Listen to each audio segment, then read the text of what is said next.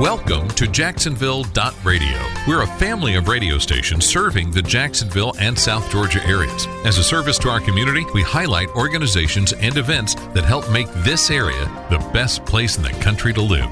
Thank you for listening to our North Florida neighborhood. Hey, and welcome to North Florida Neighborhood. I'm Colby, and we get to just sit, chat with our neighbors, hear what really cool stuff they're doing with us and for us in our community during the show. And today we have Miss Natalie Thompson, who's the founder of OpFaith. What's Operation Faith? Operation Faith is OpFaith Transition, Transportation, and Redevelopment Program. Mm-hmm. We as women, we are impregnated and it goes 9 months. Well, this baby has been 20 years. We've been doing things progressively behind the scenes, working with homeless veterans, working with aging out of foster care, battered women, sex trafficking, various aspects, feeding the homeless, things of that nature. But we want to go ahead and solidify it where we're begin the housing phases of it. Okay, and this event that's happening March 28th is where people come and meet this operation. Yes. What should they expect? In your face truth. Okay. And when I say that, it's because so many people don't understand what's happening with homeless veterans, what's happening with veterans in general, and especially if they've been incarcerated or currently incarcerated because they lose all of their benefits. Everything is stripped from them. Everything is stripped from their family. Unless they were proper stewards while they were active duty, or some of them were active duty and then they ended up getting, charges. So they lose everything. They're no different than the people out on the street. If you lose everything, you need help. But unfortunately, because you were a part of the government, there are restrictions placed on you. There are boundaries that are placed on you. And people don't understand the importance of us giving back. They literally sacrifice their lives for us, put themselves in harm's way every day. And then to come back home, and you would be surprised how many of the homeless population are veterans. Me going in and out of the prisons, now it's been about 17 years. And about 4 years ago, 3-4 years ago, we were at Rayford. And Lord just told me to turn around, turn my back to them, and ask how many of you are veterans. And when I turned around, my heart broke. And then to hear how some of them ended up in there, and I'm just going to say this real quick. One of them in particular has always stuck with me. Severe PTSD. Home, walking up the street, a car starts to backfire. Like the muffler? Yes, it starts to backfire. In his mind, combat. These are guns firing. The person next to them got killed because he killed them. He automatically just snapped and went. Not to dismiss what he did, but there were circumstances surrounding why he did what he did. People don't even realize how many veterans are walking around that have no benefits. They don't have their medication. They haven't gotten their medication. What do? Do we just oh well? No. Because if they were out there fighting for us, and some of us are safe now because of them, shouldn't we do something to help them? Because prisons, homelessness does not discriminate. It's blind, and it has no prejudice. I don't care if you're black, white, Hispanic, Asian. It doesn't matter if you're CEO or if you're high school, elementary dropout. It does not discriminate. And we have to be able to come together collectively and begin to give back, begin to help, And that's what Operation Faith is about. We're going to talk about that. We want to hear what different city officials, as well as just the regular mom and pop shop, or just the consumer, what are they looking for in their neighborhood, in their community? What is it that they need to help cut down on the homeless rate, to cut down on the crime rate in their area, especially when some of this has everything to do because they're homeless and they don't have a job, they don't have funds, they don't have the things that we can go in our house and pick up and eat and go and lay in our bed and think absolutely nothing, because happy, happy, joy, joy all day long. But they're not. So the true heart of this Meet Operation Faith is, hey, we want to hear what's going on in your neighborhood. And then where do y'all come in? Like, we're going to hear from you, and now are you going to take action? Yes. We've already been doing it, but now it's time for us to come from behind the scenes and come in the front. We don't receive any government funding. Everything is on a donor base. We are a 501c3 nonprofit organization, so all donations are tax deductible, which is a blessing for us. But at the same time, a lot of people say, well, we can't give $500.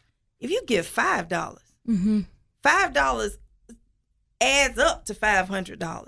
There are some people that can write a check for $10,000 and think absolutely nothing of it, but they won't.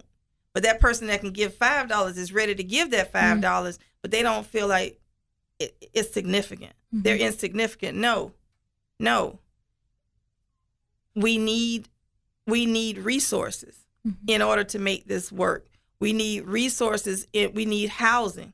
Some people may not have the money, but they have resources. Some people may not have connections, but they may have property. They may have land that's just sitting there, and they're doing absolutely nothing with it.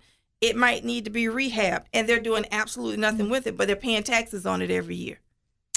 So you might as well put it to use. Put it to use.